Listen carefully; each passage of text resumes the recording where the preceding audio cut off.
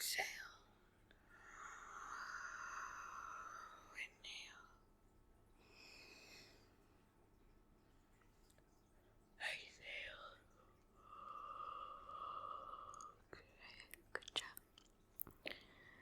Good job. Well done. I'm proud of you.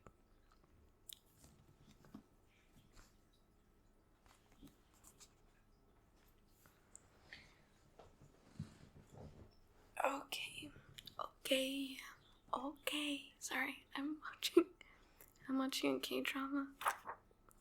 I am rewatching a K-drama, and it is in my head. Boys Over Flowers, if anyone is interested. It's like my 4th time watching it. Chapter 22, Hide and Seek. It had taken much less time than I thought. All the terror, the despair, the shattering of my heart. The minutes were ticking by more slowly than usual. Jasper still hadn't come back when I returned to Alice. I was afraid to be in the same room with her, afraid that she would guess, and afraid to hide from her for the same reason. I would have thought I was far beyond the ability to be surprised, my thoughts tortured and unstable, but I was surprised when I saw Alice bent over the desk, gripping the edge with 2 hands. Alice? She didn't react when I called her name, but her head was slowly rocking side to side, and I saw her face. Her eyes were blank, dazed. My thoughts flew to my mother. Was I already too late? I hurried to her side, reaching out automatically to touch her hand. Alice! Jasper's voice whipped, and then he was right behind her, his hands curling over hers, loosening them from their grip on the table. Across the room, the door swung shut with a low click. What is it? He demanded. She turned her face away from me and to his chest. Bella, she said. I'm right here, I replied. Her head twisted around, her eyes locking on mine, their expression still strangely blank. I realized at once that she hadn't been speaking to me. She'd been answering Jasper's question. What did you see? I said, and there was no question in my flat, uncaring voice. Jasper looked at me sharply. I kept my expression vacant and waited. His eyes were focused as they flickered swiftly between Alice's face and mine, feeling the chaos, for I could guess what Alice had seen now. I felt a tranquil atmosphere settle around me. I welcomed it, using it to keep my emotions disciplined under control. Alice too recovered herself. Nothing, really, she answered finally, her voice remarkably calm and convincing. Just the same room as before. She finally looked at me, her expression smooth and withdrawn. Did you want breakfast? No, I'll eat at the airport. I was very calm too. I went to the bathroom to shower, almost as if I were borrowing Jasper's strange extra sense. I could feel Alice's wild, though well-concealed, desperation to have me out of the room to be alone with Jasper, so she could tell him that they were doing something wrong, that they were going to fail. I got ready methodically, concentrating on each little task. I left my hair down, swirling around me, covering my face. The peaceful mood Jasper created worked its way through me and helped me think clearly, helped me plan. I dug through my bag until I found my sock full of money. I emptied it into my pocket. I was anxious to get to the airport and glad when we left by 7. I sat alone this time in the back of the dark car.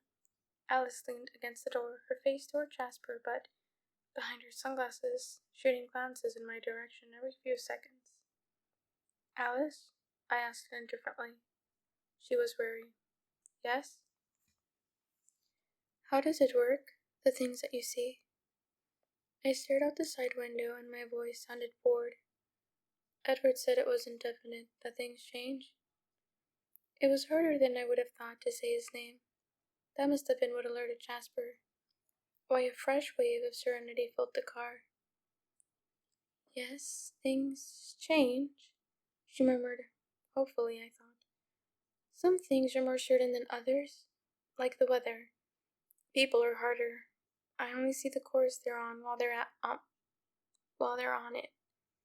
Once they change their minds, make a new decision, no matter how small, the whole future shifts.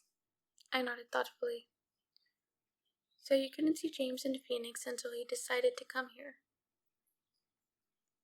Excuse me.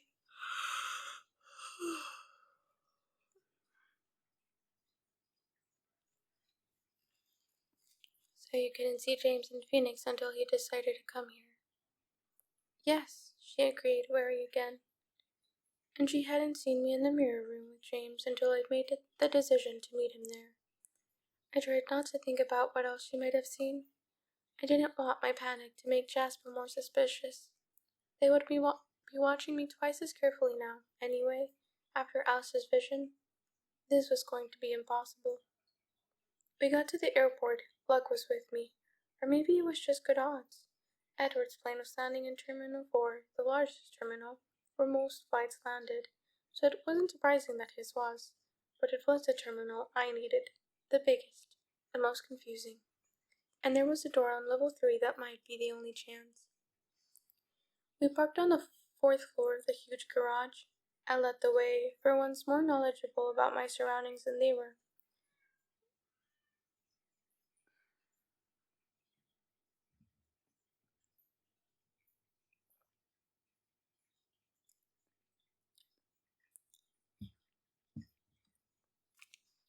We took the elevator down to level 3 where the passengers unloaded. Alice and Jasper spent a long time looking at the departing flights board. I could hear them discussing the pros and cons of New York, Atlanta, Chicago, places I'd never seen, and would never see.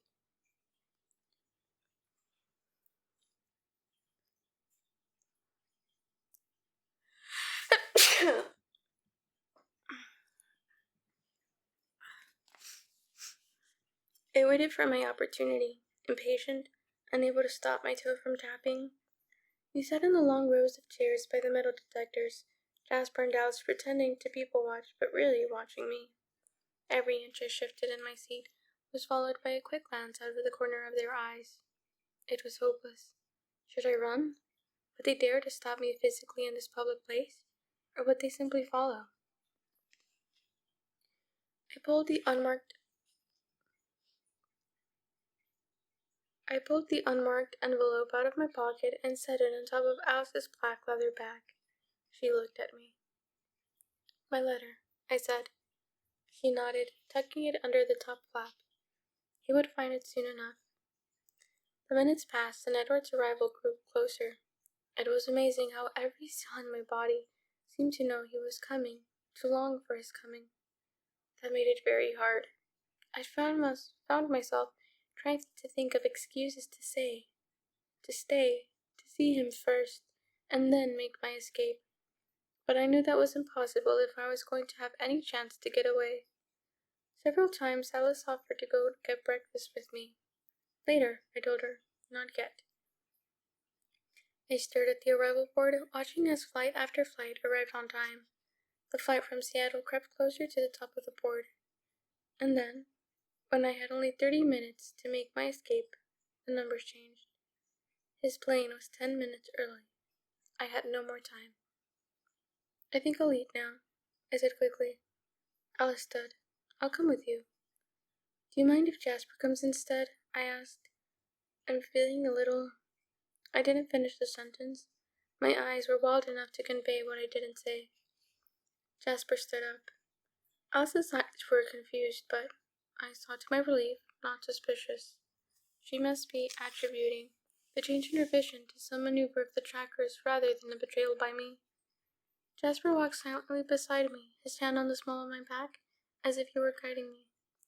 I pretended a lack of interest in the first few airport cafes, my head scanning for what I really wanted. And there it was, around the corner, out of Alice's sharp sight, the level 3 ladies' room. Do you mind? I asked Jasper as we passed. I'll just be a moment. I'll be right here, he said. As soon as the door shut behind me, I was running. I remember the time I had gotten lost from this bathroom because it had two exits. Outside the far door, it was only a short sprint to the elevators, and if Jasper stayed where he said he would, I'd never be in his line of sight. I didn't look behind me as I ran. This was my only chance, and even if he saw me, I had to keep going. People stared, but I ignored them. Around the corner, the elevators were waiting, and I dashed forward, throwing my hand between the closing doors of a full elevator headed down.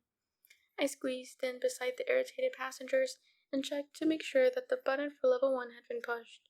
It was already lit, and the doors closed. As soon as the door opened, I was off again, to the sound of annoyed murmurs behind me. I slowed myself as I passed the security guards by the luggage carousels, only to break into a run again as the exit doors came into view. I had no way of knowing if Jasper was looking for me yet. I would have only seconds if he was following my scent.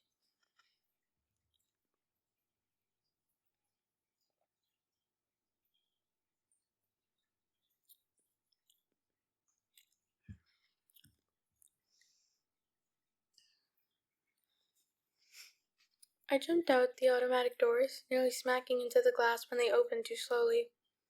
Along the crowded curb, there wasn't a cab in sight. I had no time. Alice and Jasper were either about to realize I was gone, or they already had. They would find me in a heartbeat. A shuttle to the Hyatt was just closing its doors a few feet behind me. "Wait!" I called, running, waving at the driver. "This is a shuttle to the Hyatt," the driver said in confusion, as he opened the doors. "Yes," I huffed. "That's where I'm going." I hurried up the steps. He looked askance at my luggage last stayed, but then shrugged, not caring enough to ask. Most of the seats were empty. I sat as far from the other travelers as possible and watched out the window as first the sidewalk and then the airport drifted away. I couldn't help imagining Edward, where he would stand at the edge of the road when he found the end of my trail. I couldn't cry yet, I told myself. I still had a long way to go. My luck held. In front of the Hyatt, a tired-looking couple was getting their last suitcase out of the trunk of a cab. I jumped out of the shuttle and ran to the cab, sliding into the seat behind the driver. The tired couple and the shuttle driver stared at me. I told the surprised cabbie my mother's address. "I need to get there as soon as possible." "That's in Scottsdale," he complained. I threw 420s over the seat. "Will that be enough?" "Sure, kid, no problem." I sat back against the seat, folding my arms across my lap. The familiar city began to rush around me, but I didn't look out the windows. I exerted myself to maintain control. I was determined not to lose myself at this point. Now that my plan was successfully completed, there was no point in indulging in more terror, more anxiety. My path was set. I just had to follow it now. So instead of panicking, I closed my eyes and spent the 20 minutes drive with Edward. I imagined that I had stayed at the airport to meet him. I visualized how I would stand on my toes the sooner to see his face, how quickly, how gracefully he would move through the crowds of people separating us. And then I would run to close those last few feet between us, reckless as always, and I would be in his marble arms, finally safe. I wondered where we would have gone. North somewhere, so we could be outside in the day, or maybe somewhere very remote, so we could lay in the sun together again. I imagined him by the shore, his skin sparkling like the sea. It wouldn't matter how long we had to hide. To be trapped in a hotel room with him would be a kind of haven. So many questions. It would be a kind of heaven, different from haven.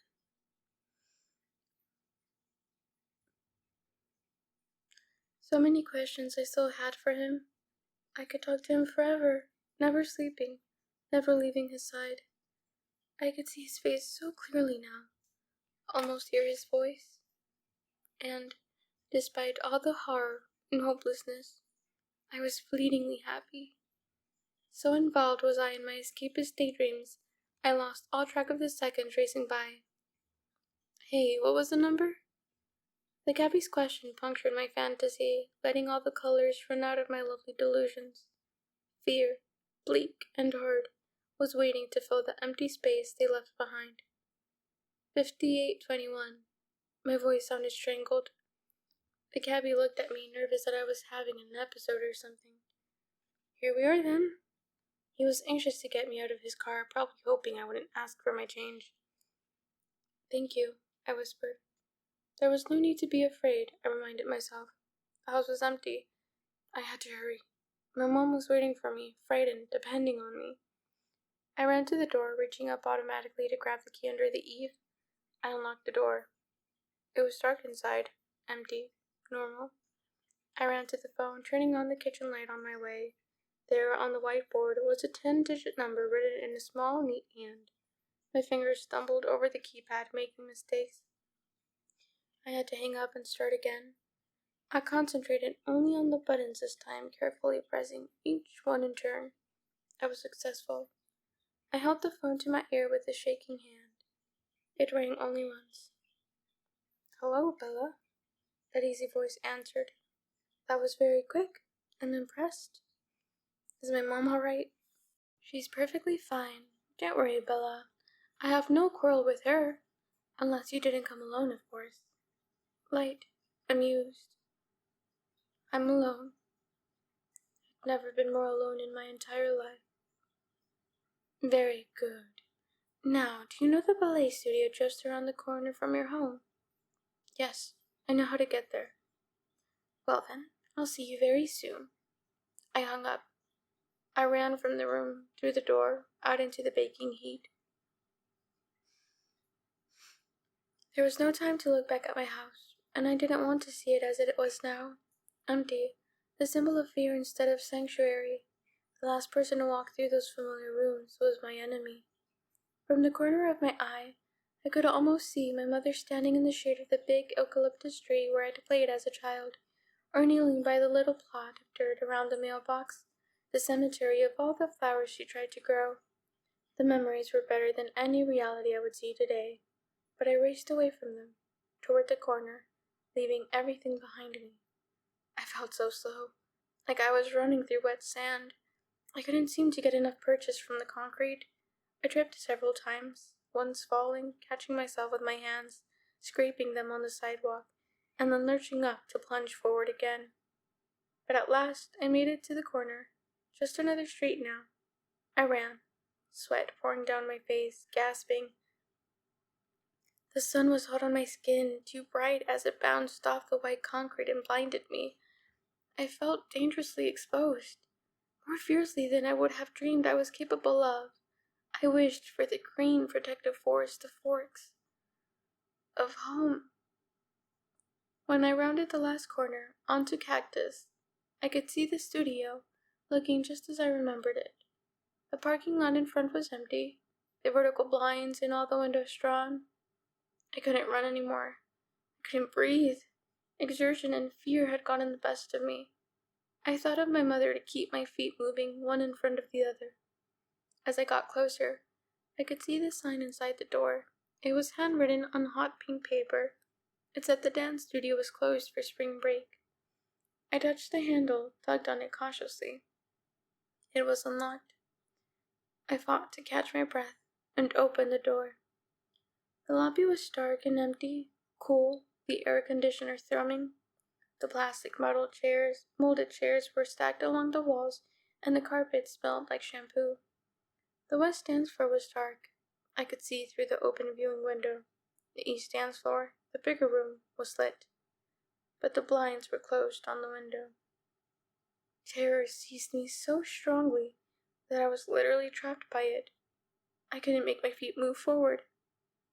And then my mother's voice called, "Bella? Bella?" That same tone of hysterical panic.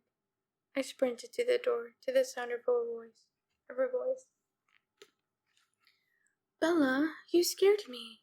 Don't you ever do that to me again." Her voice continued as I ran into the long, high-ceilinged room.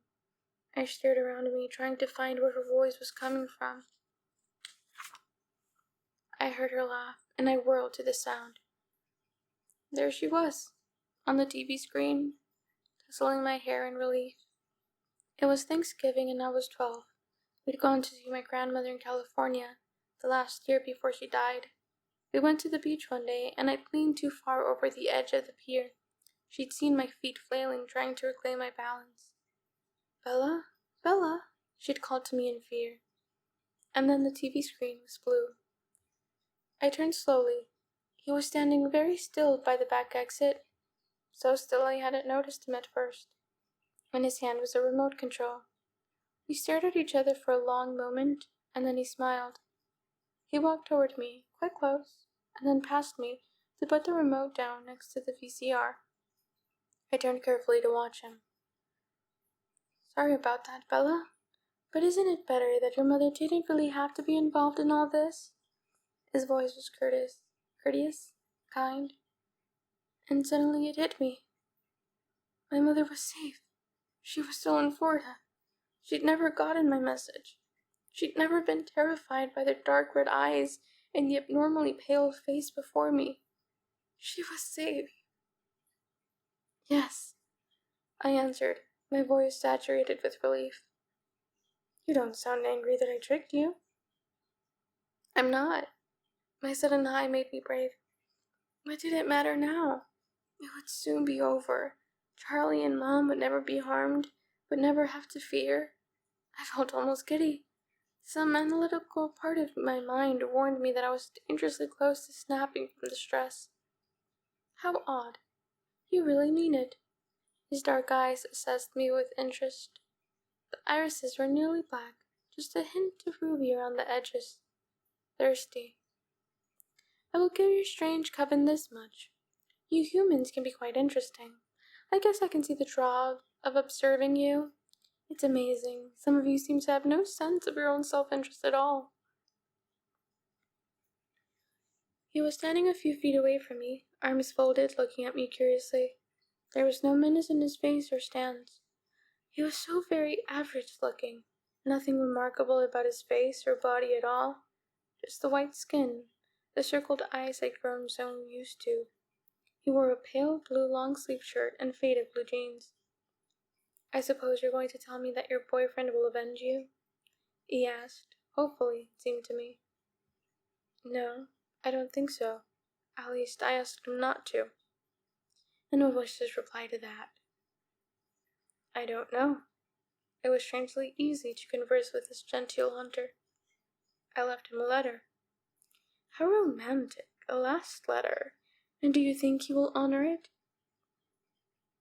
His voice was just a little harder now, a hint of sarcasm marring his polite tone.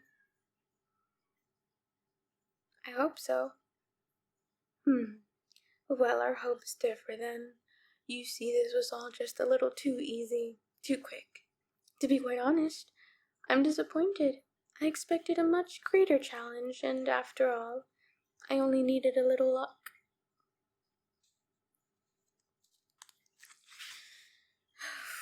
It's gonna get rough. I waited in silence. When Victoria couldn't get to your father, I had her find out more about you.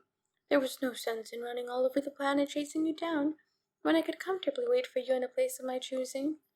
So, after I talked to Victoria, I decided to come to Phoenix to pay your mother a visit. I'd heard you say you were going home. At first, I never dreamed you meant it. But then I wondered. Humans can be very predictable. They like to be somewhere familiar, somewhere safe.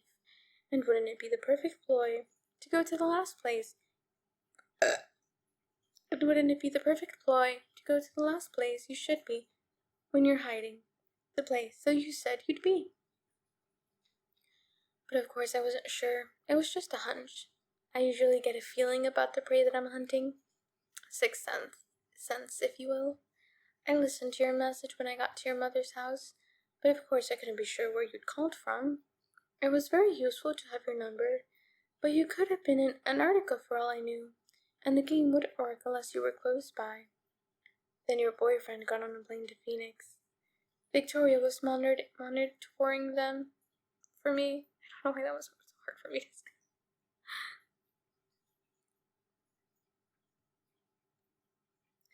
Naturally, in a game with this many players, I couldn't be working alone, and so they told me what I'd hoped, that you were here after all. I was prepared. I'd already been through your charming home movies, and then it was simply a matter of the bluff. Very easy, not really up to my standards. So, you see, I'm hoping you're wrong about your boyfriend. Edward, isn't it? I didn't answer.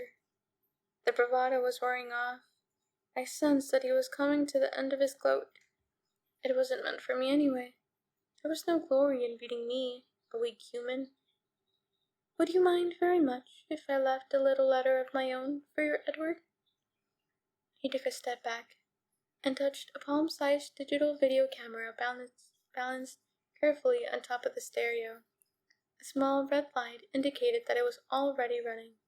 He adjusted it a few times, bored in the frame. I stared at him in horror.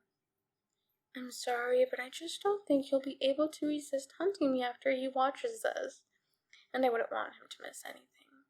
It was all for him, of course. You're simply a human who, unfortunately, was in the wrong place at the wrong time, and indisputably running with the wrong crowd, I might add. He stepped toward me, smiling. Before we begin, I felt a curl of nausea in the pit of my stomach as he spoke. This was something I had not anticipated. I would just like to rub it in, just a little bit. The answer was there all along, and I was so afraid Edward would see that and ruin my fun. It happened once, so, ages ago. The one and only time my prey escaped me. You see, the vampire who was so stupidly fond of this little victim made the choice that your Edward was too weak to make. When the old one knew I was after his little friend, he stole her from the asylum where he worked. I never will understand the obsession some vampires seem to form with you humans. And as soon as he freed her, he made her safe. She didn't even seem to notice the pain, poor little creature. She'd been stuck in that black hole of a soul for so long.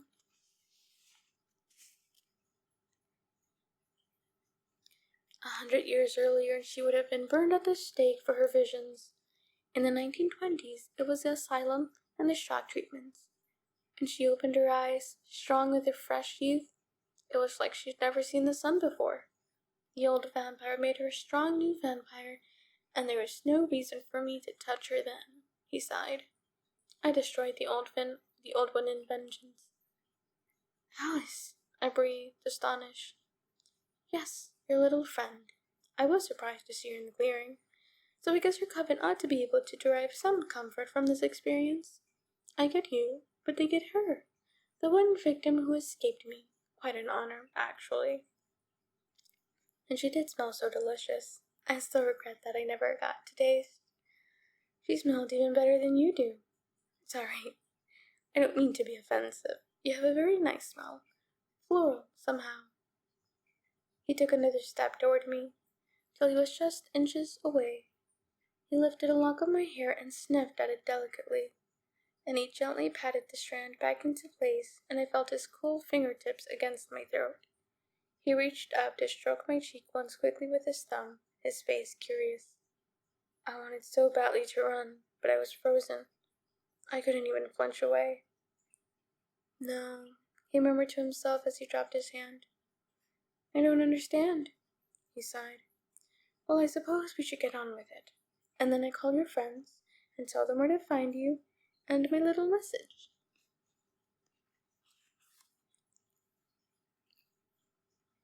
I was definitely sick now.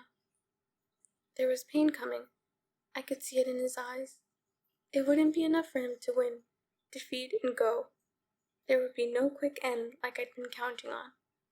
My knees began to shake, and I was afraid I was going to fall. He stepped back and began to circle, casually, as if he were trying to get a better view of a statue in a museum. His face was still open and friendly as he decided where to start. Then he slumped forward, into a crouch I recognized, and his pleasant smile slowly widened, grew, till it wasn't a smile at all, but a contortion of teeth, exposed and glistening. I couldn't help myself. I tried to run. As useless as I knew it would be, as weak as my knees already were, panic took over and I bolted for the emergency door. He was in front of me in a flash. I didn't see if he used his hand or his foot. It was too fast. A crushing blow struck my chest. I felt myself falling backward and then heard the crunch as my head bashed into the mirrors. The glass buckled, some of the pieces shattering and splintering on the floor beside me. I was too stunned to feel the pain. I couldn't breathe yet. He walked toward me slowly.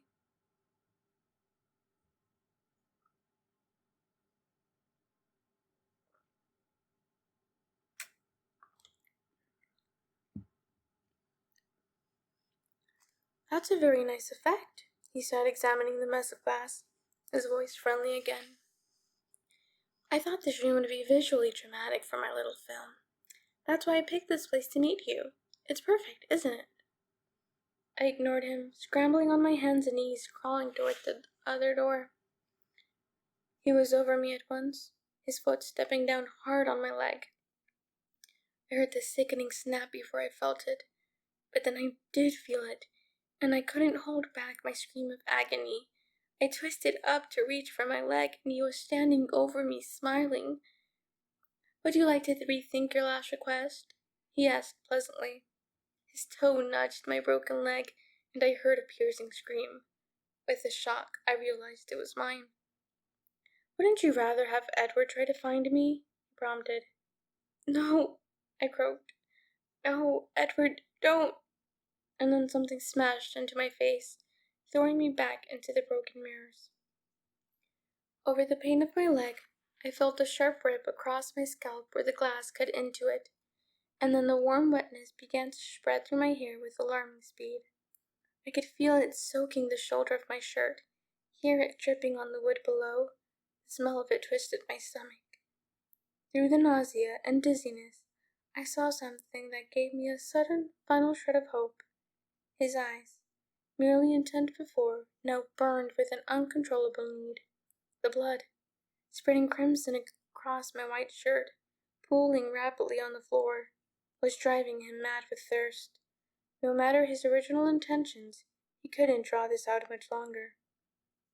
Let it be quick now, was all I could hope, as the flow of blood from my head sucked my consciousness away with it. My eyes were closing. I heard, as if from underwater, the final growl of the hunter. I could see through the long tunnels my eyes had become, his dark shape coming toward me. With my last effort, my hand instinctively raised to protect my face. My eyes closed, and I drifted.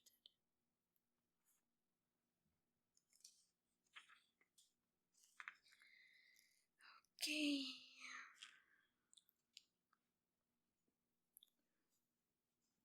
And that is chapter 22. Very dramatic, very intense, very painful. I don't like these lab chapters. I really, really hate them, actually. Part of me didn't ever want to get to them. I didn't even want to read them. What if we just skipped over it, then I wrap it? Thank you so much for reading with me up until this point. We're almost there. Ya casi. I hope you've been doing okay. I'm very, very sleepy right now. But I might read one more chapter, depending on how long it is.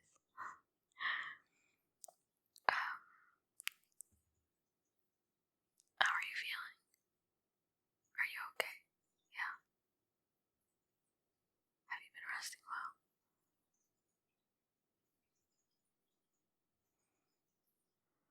How's work? How's school?